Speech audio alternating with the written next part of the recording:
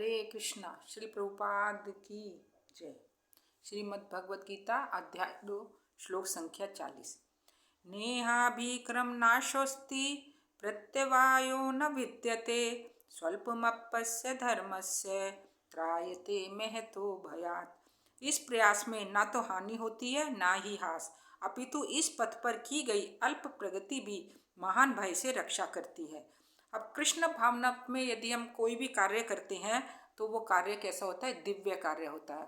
तो कृष्ण भावना मत में यदि हम के लिए कर्म करते हैं, यदि वो कर्म किसी तरह कारणवश अधूरा रह भी जाता है तो उसका पूरा पूरा हमको लाभ मिलता है, यानी वो अपना स्थायी प्रभाव डालता है। और भौतिक जगत में हम देखते हैं कि हम कोई कार्य करते हैं, जब तक वो एंड तक पूरा कंप्लीट नहीं हो जाता तब तक उसका हमको लाभ नहीं मिलता है। तो यानी भगवान बोलना चाह रहे हैं कि यदि कोई व्यक्ति 1% 2% भी भक्ति करता है तो उस भक्ति का पूरा पूरा फल उस जीव को मिलता है, क्योंकि भगवान बोलते हैं मेरी भक्ति का कभी नाश नहीं होता। तो जैसे अजामिल था, अजामिल ने अपनी कृष्ण भावना मत में कुछ प्रतिशत ही भक्ति करी थी, लेकिन उसको पूरा पूरा लाभ मिला था। और भौतिक जगत में के लिए जो भी हम कर्म करते हैं वो कैसे होते हैं? वो बांधने वाले होते हैं, क्योंकि उनके प्रति हमें कैसे कोई ना कोई हमें फल की इच्छा रहती है और उसके प्रति हम लोग बंध जाते हैं, जिसके कारण से हम लोग भगवान से दूर होते चले जाते हैं, क्योंकि हमें फल की आशा रहती है और उसके प्रति हम लोगों की मोह आसक्ति बहुत ज़्यादा हो जाती है।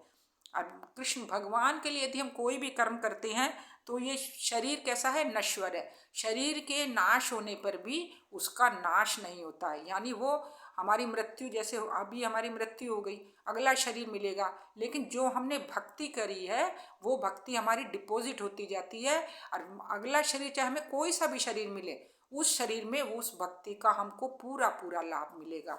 तो भक्ति करने का कितना लाभ है? यदि हम भगवान के लिए कोई भी कर्म करते हैं तो वो अपना स्थायी प्रभाव डालता है, इसमें किसी तरह का भी भगवान बोलते हैं कोई संशय करने वाली बात नहीं है।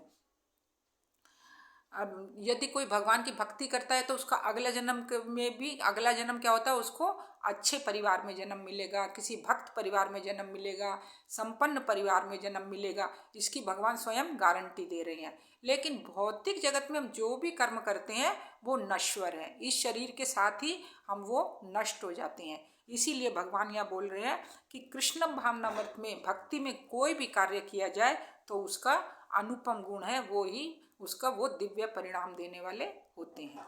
हरे कृष्णा। श्री प्रभुपाद की जय।